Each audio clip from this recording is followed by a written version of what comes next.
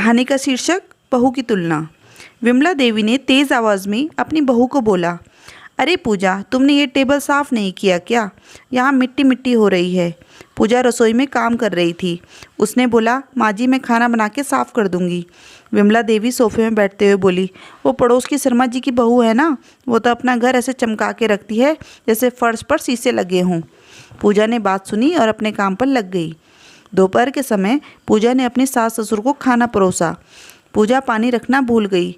ससुर जी ने सामने बैठी सास से पानी मांगा तो सास ने तपाक से बोला, बहू खाने के साथ पानी दिया करो, बुआ जी की बहू तो खाने से पहले ही पानी रखती है। पूजा बोली, ठीक है माँ जी, आगे से ध्यान रखूंगी। अगले दिन विमला देवी का बेटा सूरज बाथरूम से बाहर नहाकर निकला तो उसने बाथरूम का फर्श को गीला छोड़ दिया।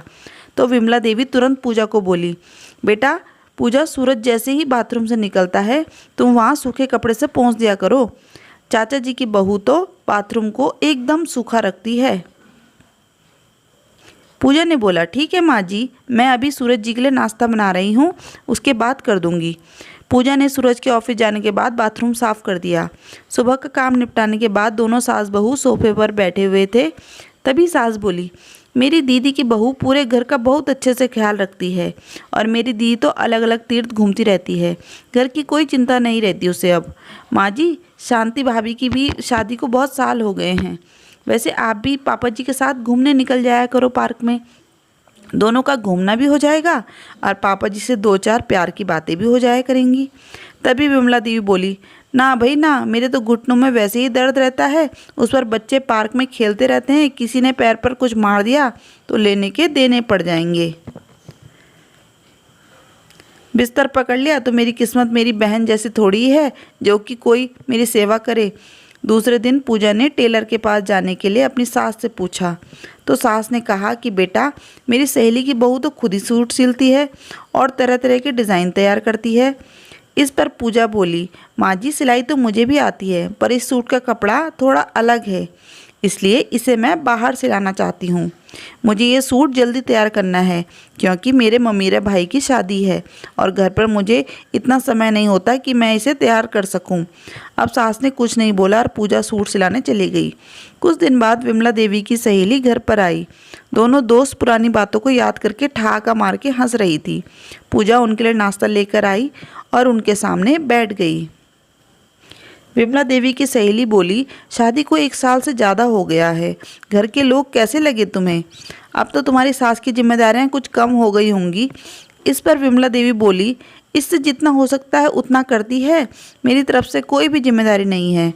मैं तो इसे कहती हूँ कि तुझसे जितना हो सकता है उतना किया कर और बाकी मैं हूँ ना करने के लिए।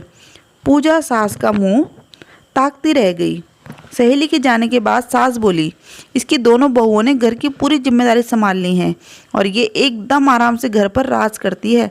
बहुएं दिखने में भी बहुत सुंदर हैं।